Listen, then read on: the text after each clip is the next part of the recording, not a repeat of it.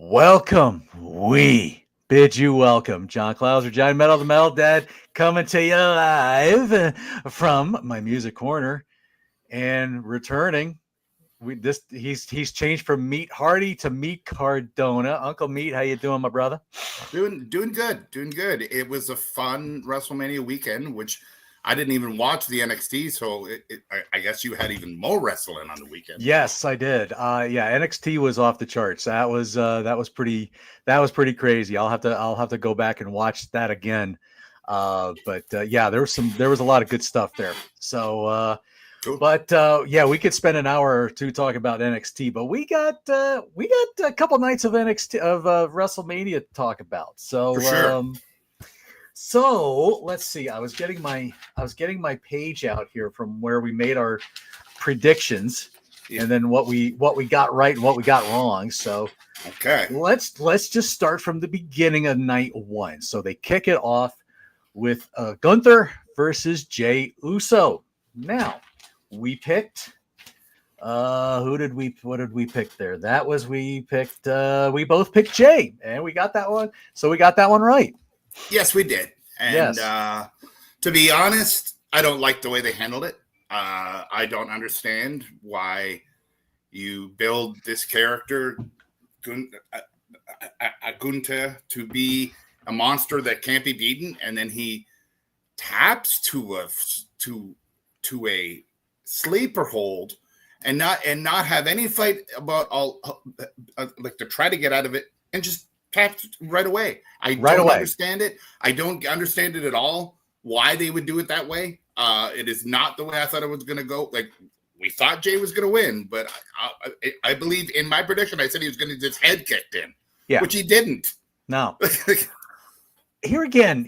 I think I don't know if maybe the whole thing was that because he got splashed 3 times, then he puts that sleeper that he was already gasping for breath.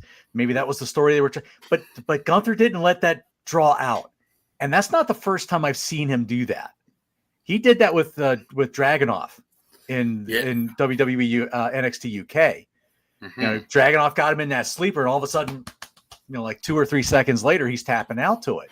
Mm-hmm. Now, so that's not the first time I've seen Gunther do that. So, but he hasn't been billed and pushed as a main event 1.5 year monster. Yeah. So I thought their other matches were better than this. Yeah. Than this one by far. So that's a down for that match. That was that one. Yeah. Hats off to you, Simon Miller. Okay, next up, New Day versus the War Raiders. Now this one we were split on. The only one that we were split on. Yes. The only one. And I will say that I won WrestleMania. Yes, you did. Yes, you did. It happened the way I thought it was going to happen. I just thought that the New Day's bad guy run needed more exposure, and I think that's a good way to do it. And run away with the belts like heels should. Yes, yeah. The whole holding down the foot, just like when Rude won the belt from Warrior. Yes. Yeah, exactly. Just like Heenan held those legs down so he couldn't kick out. So yeah. Exactly. Yeah. I mean, solid. It was an okay match. Nothing special. Yeah. Okay. Jade versus Naomi, and with the Jim Cantori special intro. Interesting. Interesting. Yes. Interesting. Yes. We were both wrong on this one. Yes, we were both wrong. We thought Naomi was going to take this one, but nope. No, I will say that Jade looked the best I've seen her in a singles match. She did. That powerbomb spot before Jaded looked a little crunchy at first, but you could still tell that she was getting helped along a lot through the match. But she definitely looked a lot better. So not much else I could say about that. Okay, this next one. LA Knight versus Jacob Fatu. And what in the world was that mask all about? Well, I think it was supposed to be some kind of werewolf. Yes. I don't know. Yeah. It was interesting. I mean, there's always something odd at WrestleMania, with Well, entrances and stuff, whatever. Well, so speaking of odd, I got to go back to the ring announcer. Yeah. What in the name of Hunger Games is that hairdo for Alicia Stewart? I mean, that was just like a really little bit of a funky hairdo she had going on. Well, if I remember correctly, and this is, I have something to say about the Valkyrie's hair. Well, yes, we'll get to that. and there was a reason for it, but yeah, let's wait till we get there. Right. But yeah, LA Knight versus Jacob Fatu, we both got this one right. Yeah, and Jacob Fatu is, again, I think he is the wrestler in the company right now that has the biggest ramp up. And he's great. He's great. And it won't matter if he's a heel or a face. It's as soon as he does that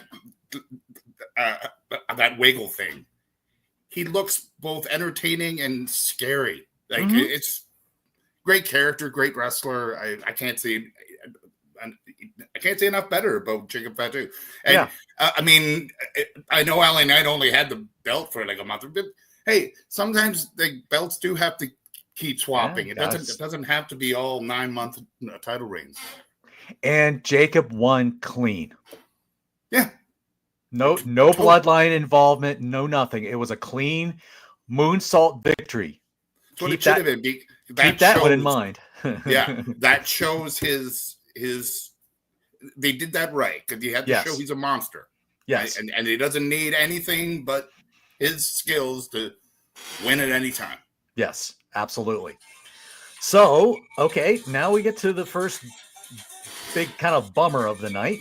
Well, there's a lot of bummers of this first night. Somebody's listening to music. Okay, so we have Rey Mysterio getting injured at SmackDown and gets replaced with another Rey in Rey Fénix against El Grande Americano. And let's quickly mention something about WWE acquiring AAA Lucha Libre. Yeah, that's very cool. I think that could be very, very interesting. Yeah, so that opens a bunch of doors. Yes, it does. Now, as long as they don't bring Alberto El Patron back, because I think he's still involved with AAA. I think, but I don't think you'll ever see that guy. I hope not. I hope not. They don't need that hassle. Yes, I don't know. But yeah, Rey Fénix versus El Grande Americano. Yeah. What can we say about this match? Not much. I liked the entrance. I liked what they did with the entrance with all those players, and they did like a film grain thing for the whole entrance. Mm-hmm. They kind of brought me back to seeing this. This makes me old. Seeing Three Amigos in the theater. It was just kind of like it was trying to look like an old Mexican movie. It was very cool. Yeah. That's about all I got to say about this match. I didn't really think it was that. I hated the finish. I just didn't. I guess I knew it was going to happen, but I guess I just wasn't overly fond of it. But anyway, so yeah. Let's see. Okay, so let's go to the match that I thought was going to be a little bit of a train wreck, and Tiffy time versus Charlotte, which we got this one right. We did get that one right, and I think what happened needed to happen. The match was a little better than I thought it was going to be. To be perfectly honest, I thought it, and you can see it was pretty stiff because Tiffy got a couple chipped teeth or whatever in there, and how that shit happens. It is a contact sport. Mostly contact sport. So I really liked, and I'll give it to Charlotte too because she kind of let Tiffy win clean, which is kind of the job of putting over a younger talent, and I liked it with a moonsault, and in the same manner as Jacob Fatu had just done. Yes, very true. Even though she did one, not two in a row. Yes, this is true. Could their outfits have been any more similar, though? Oh, I forget. I was just about to bring that up.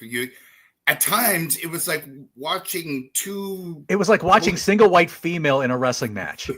Two blonde women wearing spumoni ice cream kind of thing. Like it's this pink, and I couldn't, like, at times you couldn't even totally tell if it was Charlotte or Tiffy doing moves to the other. It was a little. Tiffy's a little thicker, but that's about the only. That would be about the only way you could really tell. But yeah, it was long blonde hair, everything. Yeah, it was cool. You know, but yeah, again, not as much of a train wreck as I thought it was going to be. Maybe a little longer than it needed to be, but I didn't mind the length. Yeah. I didn't mind the length. It's a women's title match. I mean, it should be given time, and I'm glad they did what they did. Yeah. I liked it. I really don't have any complaints with that match. Okay. All right. So now we go to the main event, the triple threat match with John Cena, with Seth Rollins, Roman Reigns, and CM Punk. Let me see. Who did we pick? I think we split on this one a little bit too, I believe. We didn't split on it. We did not. Oh, you're right. I think we both went with Seth, I think, didn't we? Yes, we did. Even though my heart said I wanted Punk to win. Yes, but, I do remember that. And I pretty much called what the ending was in that match. They did it in a different way. They did it in a better way than I thought they were going to do it. Right. But the match itself was pretty damn good. Like, yeah, I gotta say. I think it made it made the finishes a little weak by everybody kicking out of them so many times, though. And, between the JTS and the stomps and everything else that was going on, but then the mighty low blows are what finally does it for everybody, I guess. So where was all the kick out gumption on the next main event? Yeah. Sorry, I should. Yeah. We won't. I'm jumping the gun again. So, all in all, for the most part, night one left me feeling a little underwhelmed. I wasn't very overwhelmed by this night. So. I will say I did like the way they handled that ending. I liked how it went. Oh, he's staying with Roman Reigns. Oh, no, he's staying with CM. Oh, no, I like the way it was perfectly written. Yeah. Let's be honest. It was perfectly written. So it did deliver in that. Yes. So, all right. Speaking of, I'm not sure if you saw any of it, but I saw Paul Heyman on the Pat McAfee show. And I've seen a couple clips, but I have not watched it yet. I think he is going full toxic heel because you wouldn't believe the stuff he was saying. I saw a clip, something comparing him to Shannon Sharp on ESPN. Yeah, and then I know Shannon Sharp can be a little bit of a he can be out there sometimes. And then he mentioned the lawsuit and everything. He was starting to make McAfee uncomfortable, and it's hard to make McAfee uncomfortable. Yeah. So I'll have to excuse me. I'll have to check out some things on that. So it's pretty wild. Let's go to night 2. And the first question I have here is, who's Ava Max? Ava Max. She was the one that was singing the national anthem. Yeah. I don't know. I didn't know. I didn't know, but it was good. It was fine. So there you go. Yeah, she did all right. Yeah. Oh, okay. So they start night 1 off with the championship match. They start night 2 off with the championship match. Yes, the ladies triple threat. Io Sky, the champion. The afterthought in most people's minds. Yep. Bianca Belair, I won the Elimination Chamber. I should be having this match. Why do you keep sticking your... And then you have Rhea Ripley, the emotional goth who feels like she just needs to get her way in everything because she's the ultimate creature and everything that needs to happen, right? So you have these three, and they keep wanting to make Ia the afterthought, and they just want to keep going at each other. But according to us, she was an afterthought because we both picked her. No, we both picked Bianca Belair. Oh, you're right. You are absolutely right on that. We both picked Bianca Belair, and I know myself. Right. I thought that it was going to be a start of a dramatic heel turn of Bianca, and you actually saw little heel things that she was going to doing. But I want to say this about the overlooking of Io Sky, and it's interesting because a few days before WrestleMania, I saw a thing where Kevin Nash was saying that he thought that Io Sky is too small to be no personality and all this kind of stuff. Yeah.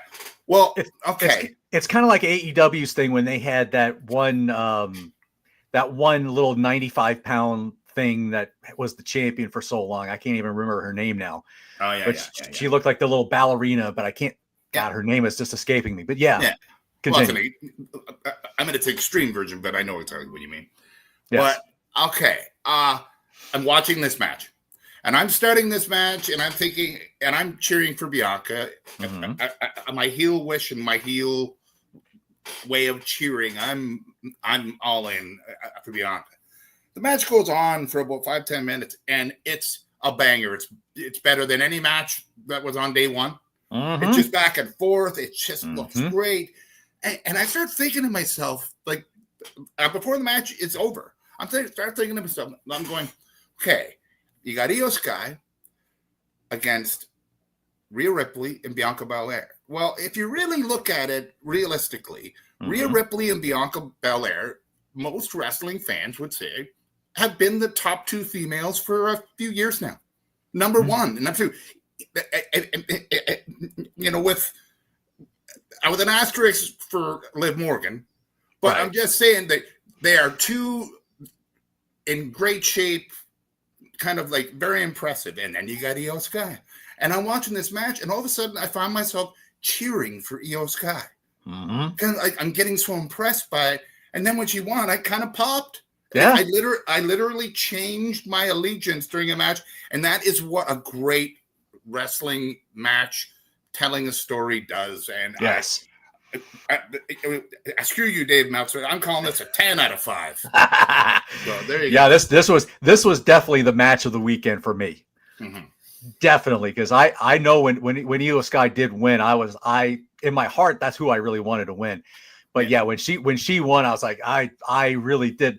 As they said in Mighty Wind, I did really let out like a shry, and and I was all in for it. So yeah.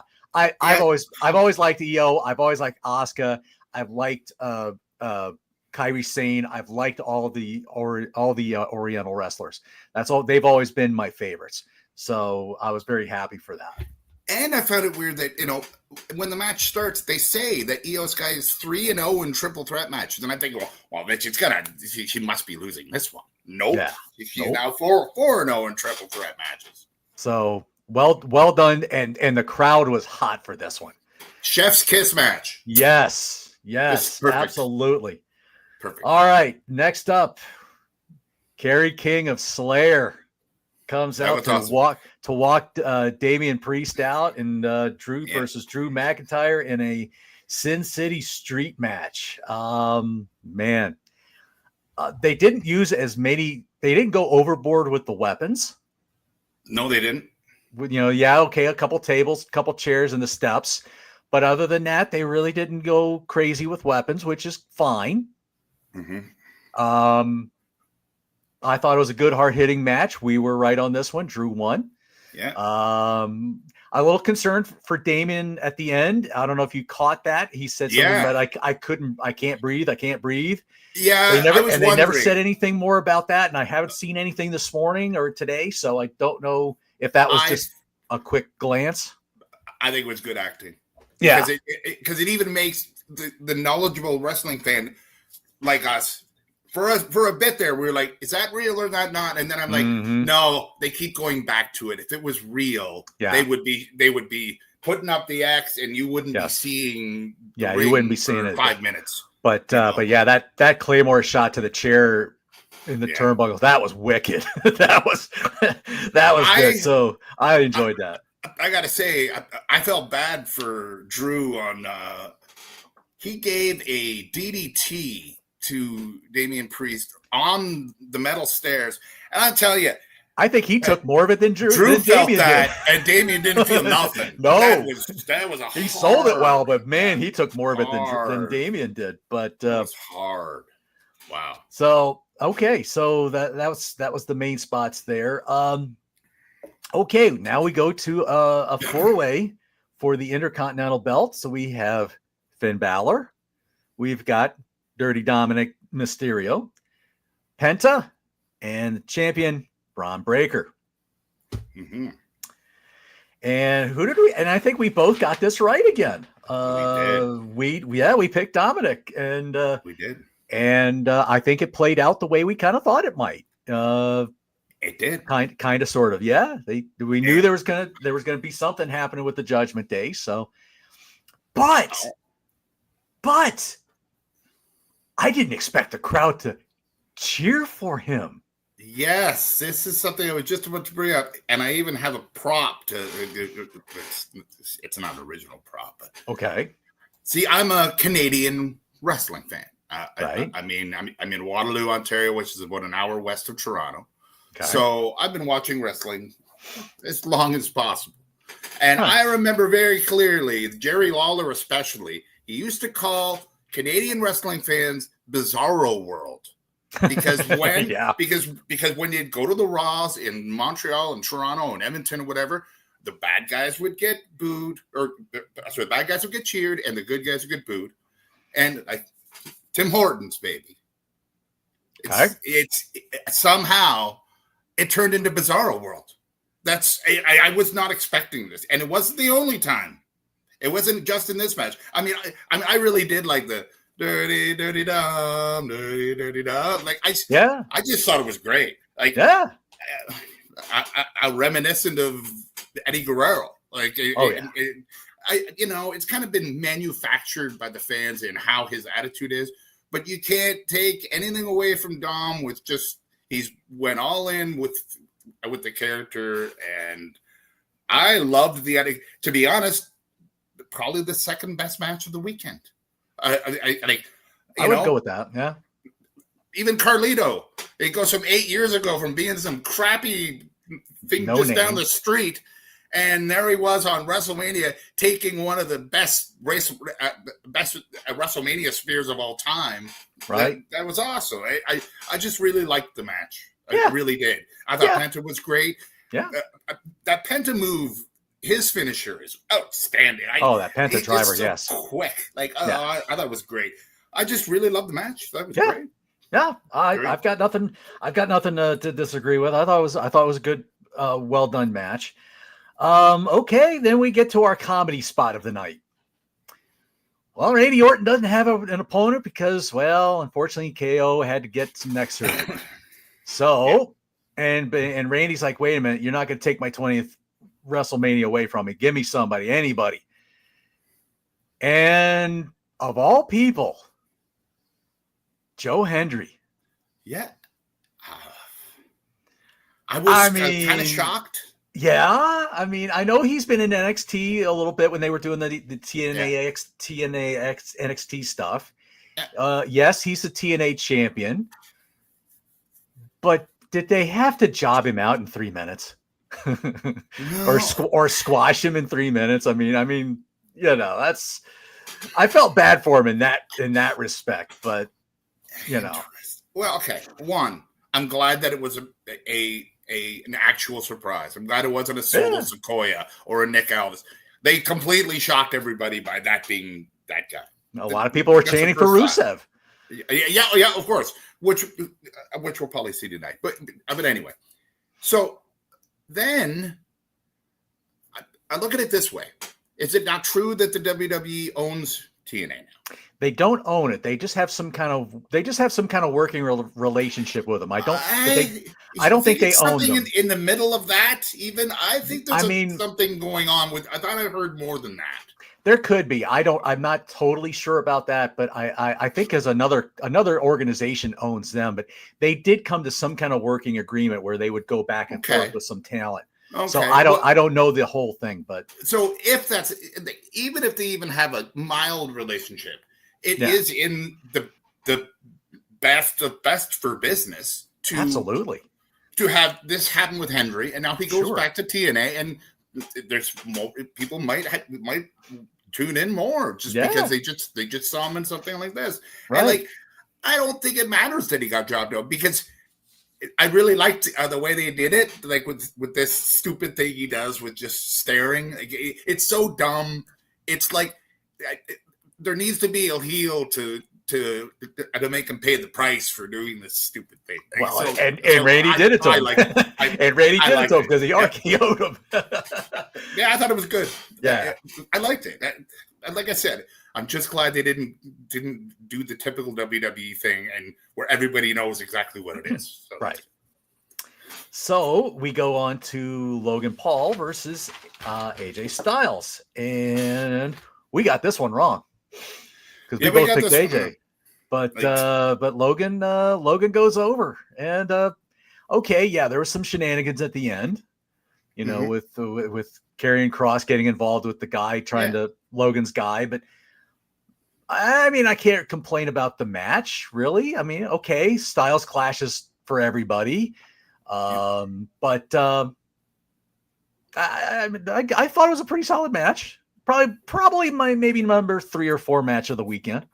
Well, I liked it, but it seemed a little inconsequential. Just what it should have been, kind of right in the middle, like it was. It was, like Logan Paul didn't in any way make himself look less. I don't know if he necessarily made himself look more. It was a good match. It wasn't a great match, but I wish AJ would have won because I don't like Logan Paul. Yeah. Logan can be he's a little on the arrogant side, but I will say that prime drink though is actually pretty good. I do actually like that. So, really? Because I heard from someone that it tastes like, you know. It depends on which one you get, but there's a couple flavors I actually do like. So I'm not. So I won't complain about that. But okay, so now we get to the other development we have. So Bayley gets attacked, so she's out. So Lyra's got to find another partner for teaming up against tag champs Liv Morgan and Raquel Rodriguez. And who do we get? Well, first, I want to say that when Valkyrie came out, am I always saying about the hairdo? Yes. I haven't confirmed this, but I'm pretty sure. I don't know if you're a video game guy at all, but a bunch of years ago, I played a game called Horizon Zero Dawn. And it has like this girl with her hair, like with flowers in it up. I'd be shocked if that wasn't exactly what that was. Could be. Shocked. Could be. Anyway. Yeah, that was a little bit of an interesting outfit that she had. Yeah, but it was neat. So who is her partner? Of course. Whoa. And of course the crowd goes nuts. Now, what's your opinion on that? Before I say anything, I'm just curious what your thoughts are that Becky was the one and they won the belt. It figures. That's pretty much what I would say too.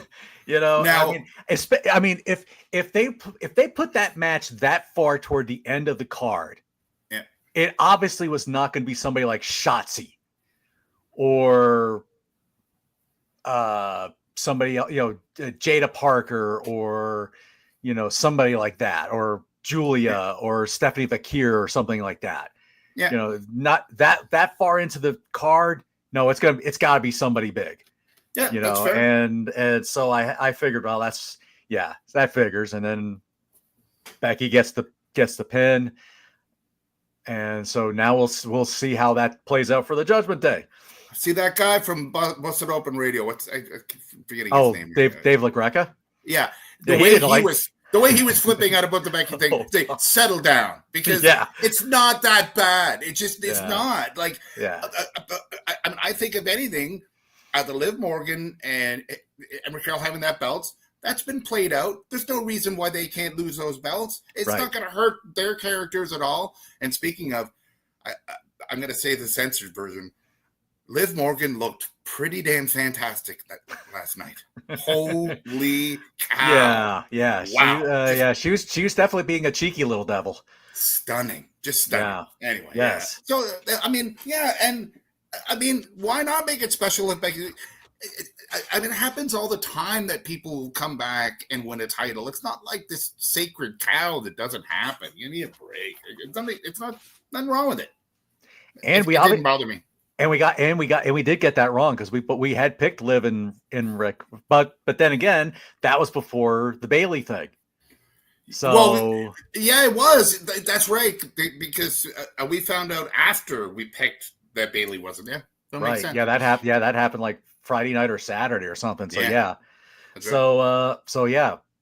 there you go. All right. So half hour in, we got plenty of time before Raw kicks off in another half hour. So John Cena versus Cody Rhodes. Okay.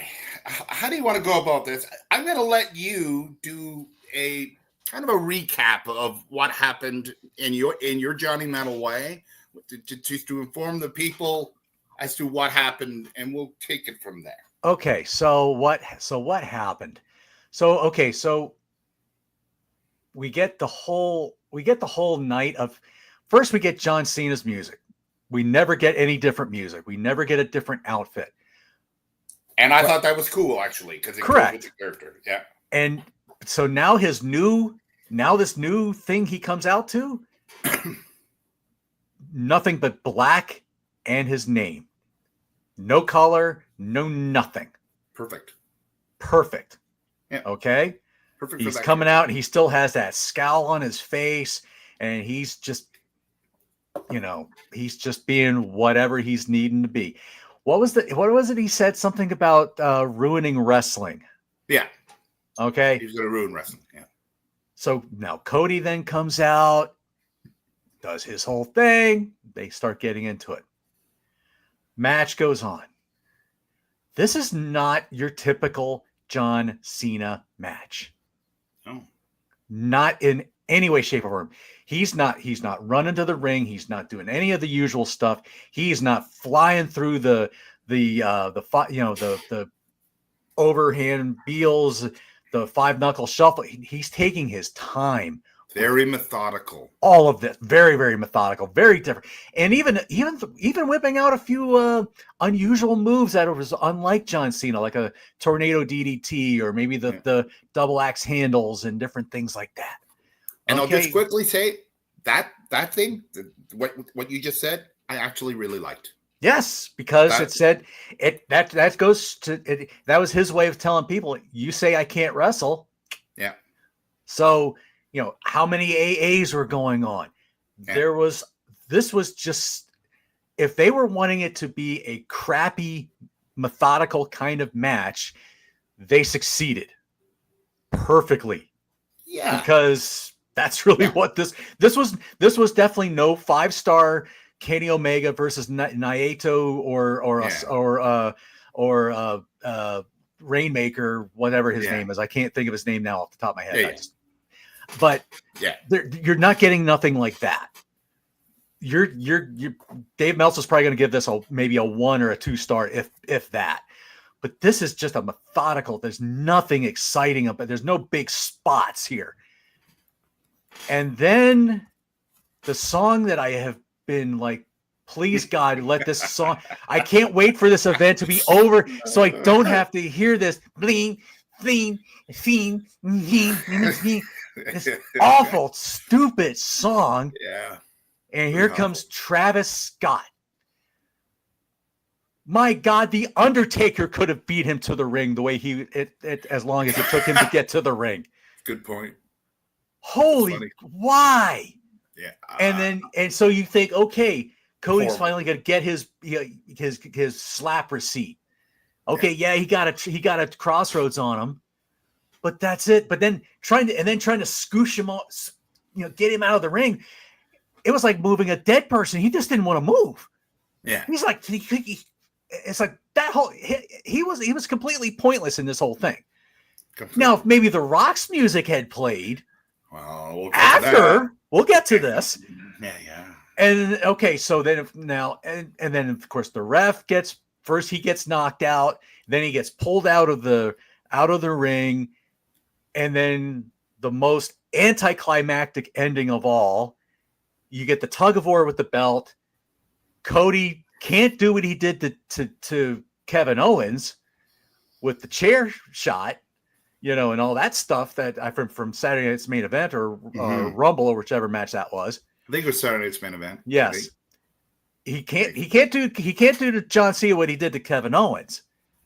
Okay, so and he just turns his face for that second, and the kick is up, and the kick is good. He gets another belt shot, knocks Cody out, gets the referee in 1, 2, 3. Why?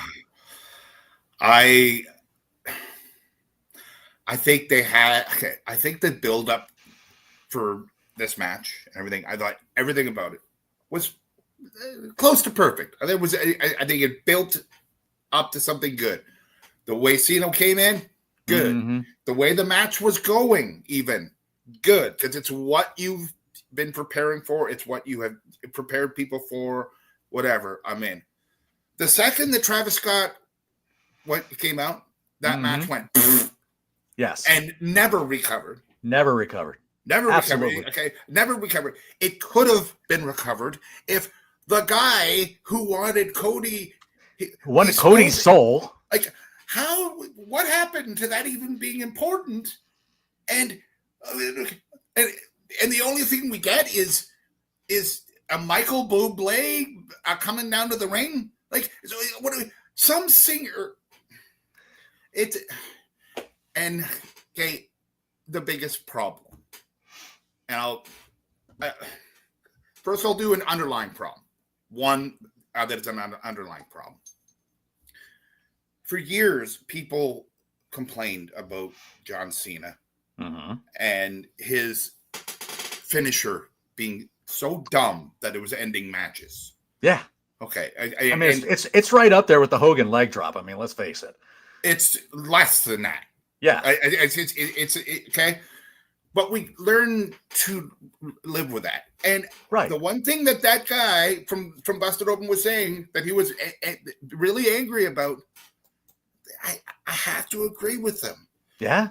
The fans complain about it for 15 years. And then all of a sudden in Bizarro Land, they are cheering him and booing Cody. And not only that, when it happens this way, almost immediately after the match, people online and whatever, and like that night and the next day are saying how awful it was. It's what you were cheering for when it was on. It's what you want. Yeah. I don't understand at all. And again, Cody Rhodes, a year with the title. And it took him a year to finish the story. Yeah. He has beat Gunther. He has beat Kevin Owens. He has withstood all this stuff. We're talking power bombs and and just chair shots and everything. All these things. And he gets taken out by a kick to the balls and one hit with a belt. Are you kidding me? Yeah.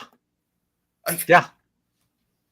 It's like what they did with the very first match of the whole weekend, where Gunther just gives up out of nowhere. And I liken it very much because you could have said before this weekend, that the two strongest and most believable guys in the WWE were Gunther and Cody Rhodes. And they both lost it's just so annoying to me. Yeah. Just and then what was even funnier is I was watching the post show. I watched a little bit of it. Yeah. And Cena comes back and answers questions. Yeah, no, that's lazy reporting. I'm getting that feels very much like clickbait. Nope. Next question. Nope. I'm sorry. I see clickbait with that. Nope. Next question. Nope. I'm sensing a clickbait. So let's hope this last question is going to be a good one. Go for it. And then he asked about his smile. Nope. That's clickbait. And I'm seeing a pattern here. So I'm going to give you guys you want a headline? I'll give you a headline. Tune into Raw tomorrow. And away he goes, and he just walks out to his stunned silence kind of thing. I mean, yeah, a couple people were laughing through it, but can I play devil's advocate and say that's actually pretty cool? It was better than the match. Well, yeah. Yeah. It was like it was like his mic drop at the end of after Elimination Chamber. Same thing. That was pretty cool. It made sense with what they built for a month. Yep. But I don't know. Where do you go from here now? Like, okay, it would make sense to me, maybe, and I'm going to say maybe, if last night was John Cena's last ever match, but he's going to be in Perth in November. So what is going to happen here? Now I don't think it's possible, but I can't see this happening. But the smartest thing that the WWE could do is have John Cena lose that belt tonight. Yeah. That's what I think, but I don't think that's going to happen. I don't think so either, but we'll see. What is it they're saying? Hang on for the ride and see what happens and just be patient with it. And, and that, I don't know if wrestling fans in 2025 are going to be that patient to want to ride or keep on for the ride. The only benefit I could see to Cody losing the belt last night, and let's say Cena loses the belt tonight. Right. It would have to be to a face that you want to build. Now, what's the first thing that comes to your mind there? Like of a baby face, there maybe Braun Breaker. Oh, CM Punk. Oh, well, that's not bad. How about Braun Breaker? On Braun Breaker? Okay, anything. Just because then you like it's to get that person,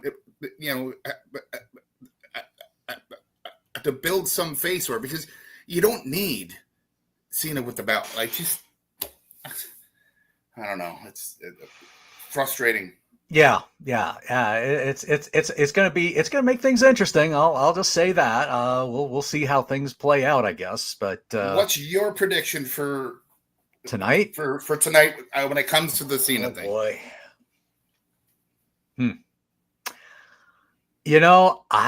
I don't know if I have a prediction.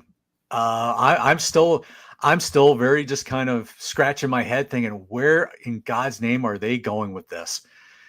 And that's about the only. I really don't know if I have a prediction for tonight. I don't know if he'll wrestle, if he'll just appear and talk, and The Rock will show up on the screen or something. I don't know. I'm gonna just throw this out there now. I would say John Cena loses. This is in general, but I will use a specific. John Cena comes out, gets challenged by Braun Breaker. Braun Breaker wins the belt tonight. Now, what that does is that makes the champ as a babyface, and it opens the door for Paul Heyman and Seth Rollins to go for that title and get that title, and that's what they should be now aiming for. Right. To have that dominance, right. And then Cody, and then you're just it writes itself that Cody wants his belt back, and it's a big deal. Yeah. Or CM Punk. Yeah. So I don't know. I know Cena's scheduled for the next few weeks. I know he's scheduled for Backlash, so he's scheduled till whatever, Perth in September or October. I don't remember all of the dates. He's not going to be there every single week, but I know there's a number of dates. But he did say at the end of December, that's it. Yeah, I'm done. He's keeping his word about that, so he's not taking his word back on that. Yeah, but so I don't know. It will be interesting. So yeah, it's 15 minutes to the top of the hour as we do this, and Raw will be coming on here shortly, and that's usually a rambunctious crowd. So let's see if Las Vegas.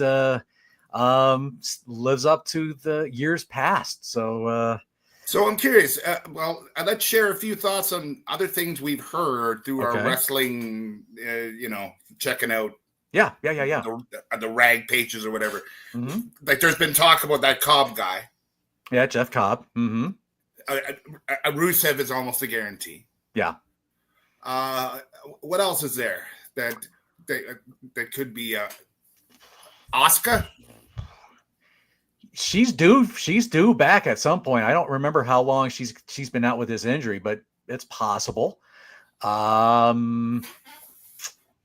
me think. Who else have I been hearing down the pike?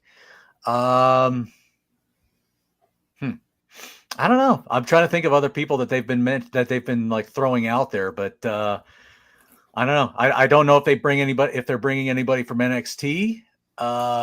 That's I could see that happening. There's certainly somebody could come up from there.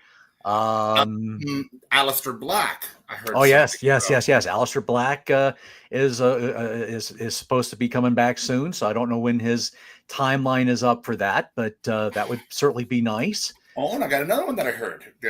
Well, speculation totally, but the Wyatt Six come back, and the one thing I heard that I find kind of interesting is an old tag team is rumored to be getting together in the form of Alexa Bliss and Sister Abigail, Nikki Cross. Nikki Cross, yeah. And I've heard that. Now imagine that's a team, and now they take the belts off the faces. That's kind of the perfect kind of system, I think. And maybe bring Aleister Black in to be a part of that team, helping Uncle Howdy lead it or something. I don't know. That's neat. But that's a possibility there because he kind of did that with AEW with the House of Black thing. So I don't know. There's all kinds of crazy possibilities. Does Bayley come back from this supposed attack, and does she confront Alexa, or not Alexa, but Becky about it? I don't know. There's certainly a lot of avenues that they can travel up and down on. So we shall see, I guess. So a couple quick things. Yes. One, I thought the 3-man commentary booth were excellent all weekend. Wade Barrett was amazing. Yeah, I thought it was great. I very much enjoyed him. Pat Wade Barrett is the needed heel throw in there. It's just really, really well done.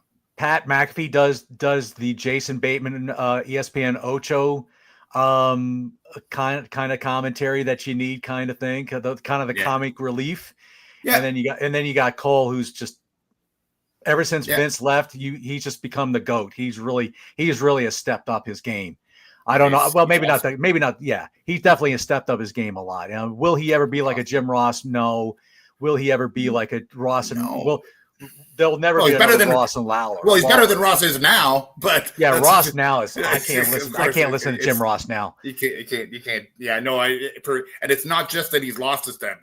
I think he's also lost his mind a little too. I think he's just doesn't get this. He doesn't get AEW's style as well, and he comes across very old and bitter kind of sounding. So now, that's kind of other thing. Yeah. How about this? Maybe Stone Cold Steve Austin should maybe have a little less Steve Weisers before he starts driving a thing. Oh yes, that too. Yeah, that was twice. First, he turned the wrong way, and they had to pull him out or whatever of the one area. Yeah. And then when he finally went down, then he crashed against the thing and broke the. I just couldn't believe it. Yeah, and that lady was being a real Karen from what I noticed. She was not happy about that. And when Nick Khan himself comes out there and says something, and then of course, Steve's got to do his thing. So, at least Steve went out there and say, hey, I hope he apologized or whatever. But anytime you saw her the rest of the night, she did not look like she was a happy camper the rest of the night. You don't see Nick Khan ever. No. That's crazy. So I'm sure they were quite worried about what that was. Yeah. I'm pretty sure it became nothing. Yeah, I hope so. But, so do I. Like, I hope it doesn't be like, oh, she's not hurt at all, but then she goes through a doctor and sues. Don't call it. I can see it, and it's unfortunately that's the world we live in today. So yeah. Anyway. But oh well, yeah, not the first time something wild like that happened. I mean, remember when Lesnar tore the car apart, and I think that some car part landed in a little too close to somebody in the audience or something. Oh yeah. So so hey, dumb things happen, folks. You just it's like being at a baseball game. You're not going to sue the baseball player if you're not paying attention and that foul ball smacks you in the head. And not to mention, maybe when I was Stone Cold Steve Austin, I took the beer truck and was spraying out everything. But how about, the odd maybe guy who's off the wagon for a year and he has or the 10-year-old kid kid who's sitting in front. Exactly. Although I did hear, I think they kind of watered that down considerably, but I don't know. Yeah. Anyway, I'm sure they did. Anyway, but all right, folks, for all you who were tuning in or going to watch this on the replay, let's hear what y'all thought about WrestleMania, and then man, tune into Raw and let's see what happens tonight. So mate, it was another fun time. I know we're going to plan to do this again. Hopefully after I get back from my hiatus, and we can talk a little other thing that Paul Heyman was a part of. Oh, so, yes.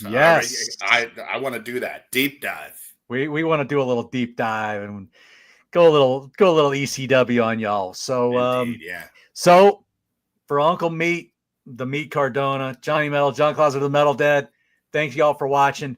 Go watch some WrestleMania, go watch some WWE, and tell us what you thought. We will see y'all soon. Thanks, Johnny Metal. You got it, guys.